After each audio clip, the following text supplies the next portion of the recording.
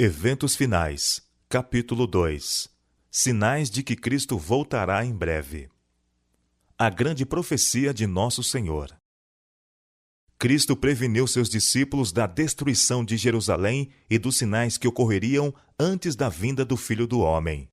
Todo o capítulo 24 de Mateus é uma profecia a respeito dos acontecimentos que precederão esse evento, e a destruição de Jerusalém é usada para representar a última grande destruição do mundo pelo fogo. Cristo, no Monte das Oliveiras, enumerou juízos terríveis que deviam preceder sua volta. E ouvireis de guerras e de rumores de guerras, porquanto se levantará nação contra nação e reino contra reino, e haverá fomes e pestes e terremotos em vários lugares. Mas todas essas coisas são princípio de dores. Se bem que essas profecias tivessem tido cumprimento parcial na destruição de Jerusalém, aplicam-se mais diretamente aos últimos dias. Sinais nos céus. Ao fim da grande perseguição papal, declarou Cristo: o sol se escureceria e a lua não daria sua luz. Em seguida, cairiam as estrelas do céu. E ele diz: aprendei, pois, esta parábola da figueira. Quando já os seus ramos se tornam tenros e brotam folhas, sabeis que está próximo o verão. Igualmente, quando virdes todas estas coisas, sabei que ele está próximo às portas. Cristo deu sinal de sua vinda. Declara que podemos conhecer quando ele está perto, às portas. Ele diz daqueles que veem estas cenas: não passará esta geração sem que todas estas coisas aconteçam.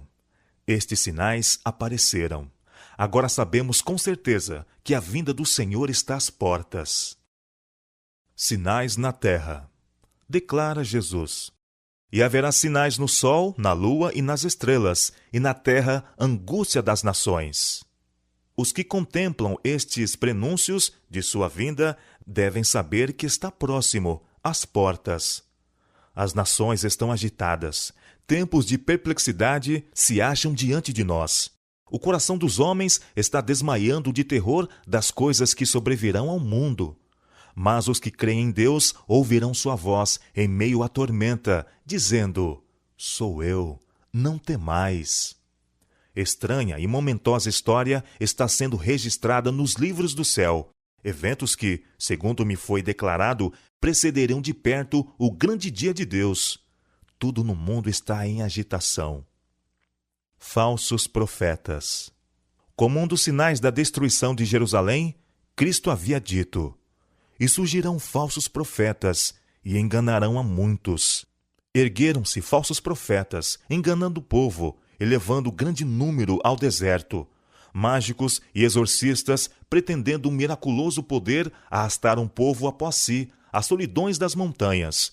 Mas esta profecia também foi dada para os últimos dias. Este sinal é o indício do segundo advento. Encontraremos falsas pretensões, erguer-se-ão falsos profetas, haverá falsos sonhos e visões falsas.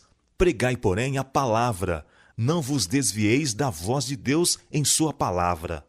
Têm-me sido mostrados muitos que pretenderão ser especialmente ensinados por Deus e tentarão levar outros, e por erradas ideias de dever empreenderão uma obra que Deus nunca pôs sobre eles. O resultado será confusão.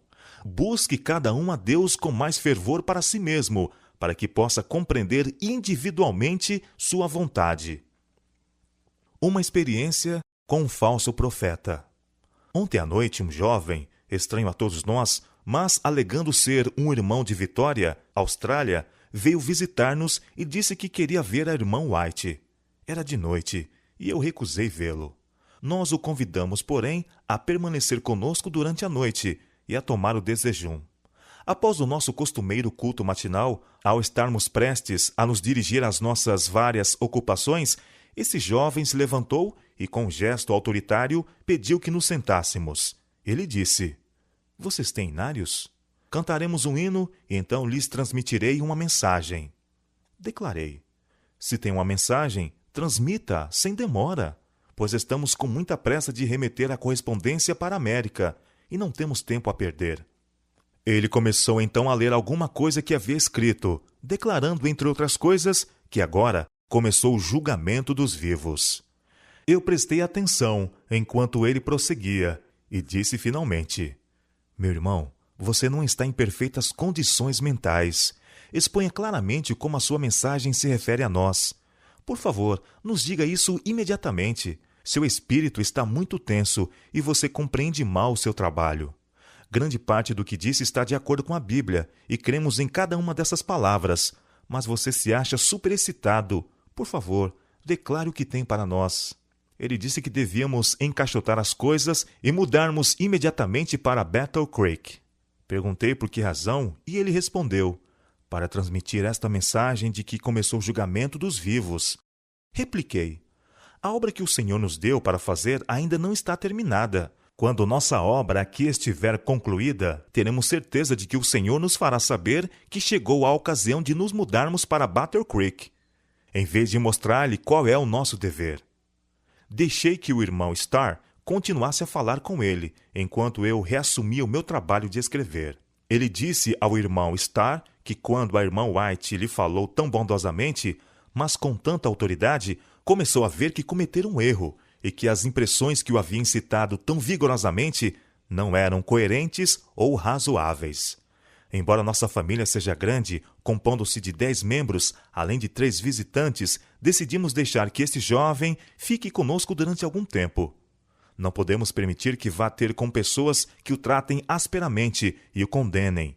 Nem desejamos que repita suas revelações. Queremos que permaneça por um pouco de tempo onde possamos comunicar-nos com ele e, se for possível, conduzi-lo a caminhos seguros. Glutonaria e intemperança. A glutonaria e a intemperança constituem o fundamento da grande depravação moral em nosso mundo. Satanás está ciente disso e tenta constantemente a homens e mulheres para que condescendam com a gula à custa da saúde e mesmo da própria vida. Comer, beber e vestir-se tornam-se o alvo da vida para o mundo. Tal estado de coisas existia antes do dilúvio, e este estado de dissipação é uma das marcantes evidências da breve terminação da história terrestre. O quadro que a inspiração nos deu do mundo antediluviano representa muito verdadeiramente a condição a que rapidamente a sociedade moderna caminha. Sabemos que o Senhor virá muito em breve. O mundo está rapidamente se tornando como era nos dias de Noé. Ele se acha entregue à condescendência egoísta. O comer e o beber são levados a excessos. Os homens estão tomando as nocivas bebidas alcoólicas que os deixam transtornados. Atos de violência. Nos dias de Noé, a esmagadora maioria se opunha à verdade e se apaixonara por um conjunto de falsidades. A terra estava cheia de violência. A guerra, o crime e o homicídio eram a ordem do dia. Assim será também antes da segunda vinda de Cristo. As uniões trabalhistas rapidamente se agitam e apelam à violência se suas reivindicações não são atendidas. Mais e mais claro está se tornando que os habitantes do mundo não estão em harmonia com Deus. Nenhuma teoria científica pode explicar a firme marcha de obreiros iníquos sob o comando de Satanás. Em toda a multidão, anjos ímpios estão em operação, instando homens a cometer atos de violência. A perversidade e crueldade dos homens alcançarão tal atitude que Deus se revelará em sua majestade. Muito em breve, a impiedade do mundo terá atingido o seu limite, e como nos dias de Noé, Deus derramará os seus juízos. Os terríveis relatos que ouvimos de homicídios e roubos, de acidentes ferroviários e atos de violência, declaram que o fim de todas as coisas está próximo. Agora mesmo, precisamos estar nos preparando para a segunda vinda do Senhor. Guerras e desastres. Aproxima-se a tempestade e precisamos aprontar-nos para sua fúria, mediante arrependimento para com Deus e fé em nosso Senhor Jesus Cristo. O Senhor se levantará para sacudir terrivelmente a terra. Veremos aflições por todos os lados. Milhares de navios serão arremessados para as profundezas do mar. Esquadras se submergirão, sendo sacrificados milhões de vidas humanas. E romperão inesperadamente incêndios que nenhum esforço humano será capaz de extinguir. Os palácios da terra serão varridos pela fúria das chamas. Tornar-se-ão mais e mais frequentes os desastres de estrada de ferro. Confusão, colisões e morte, sem um momento de advertência, ocorrerão nas grandes vias de comunicação. O fim está perto. A graça está a terminar. Oh, busquemos a Deus enquanto se pode achar. Invoquemo-lo enquanto está perto. Nas últimas cenas da história terrestre, graçará a guerra. Haverá epidemias, pragas e fomes. As águas do oceano transporão seus limites. Propriedades e vidas serão destruídas pelo fogo e por inundações. Deveremos estar nos preparando para as mansões que Cristo foi preparar para os que o amam. Grandes bolas de fogo. Na última sexta-feira, pela manhã, pouco antes de acordar, uma cena muito impressionante me foi apresentada. Parecia que eu havia acordado, mas não estava em meu lar. Das janelas, eu podia avistar uma terrível conflagração. Grandes bolas de fogo caíam sobre as casas, e destas bolas voavam flechas incandescentes em todas as direções. Era impossível apagar os fogos que se acendiam, e muitos lugares estavam sendo destruídos. O terror do povo era indescritível. Depois de algum tempo acordei e vi que estava em casa. Vi uma imensa bola de fogo cair no meio de algumas lindas habitações, destruindo-as imediatamente. Ouvi alguns dizerem: sabíamos que os juízos de Deus sobreviriam à terra, mas não sabíamos que viriam tão cedo. Outros, com acento de voz agoniante, diziam: os senhores sabiam, por que então não nos disseram? Nós não sabíamos. Terremotos e inundações. O inimigo atuou no passado e ainda está atuando. Ele desceu com grande poder e o Espírito de Deus está se retirando da terra. Deus tem retirado sua mão. Só temos de olhar para a Pensilvânia. Ele não impediu que o diabo acabasse com a existência de toda essa cidade. E essas mesmas coisas aumentarão até o fim da história terrestre. A crosta terrestre está dilacerada pelas explosões dos elementos ocultos nas entranhas da terra. Estes elementos, uma vez desprendidos, arrebatarão os tesouros dos que durante anos têm aumentado sua fortuna pela aquisição de grandes posses a preços de fome dos que estão ao seu serviço. E o mundo religioso também será terrivelmente abalado, pois o fim de todas as coisas está às portas. Chegou agora o tempo em que num momento podemos estar em terra sólida, e no outro momento pode ela estar fugindo de debaixo de nossos pés. Haverá terremotos onde menos se espera.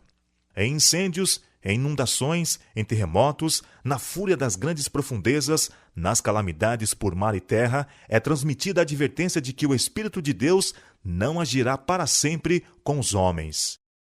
Antes que o Filho do Homem apareça nas nuvens do céu, tudo na natureza estará em convulsão. Raios do céu, unindo-se ao fogo na terra, farão com que as montanhas queimem como uma fornalha e lancem suas torrentes de lava sobre aldeias e cidades. Massas derretidas de rochas lançadas na água pela sublevação das coisas ocultas na terra farão ferver a água e arremessarão pedras e terra. Haverá fortes terremotos e grande destruição de vidas humanas. Crimes, fomes e epidemias. Satanás está trabalhando na atmosfera, envenena-a, e aí dependemos de Deus quanto à vida, nossa vida presente e eterna.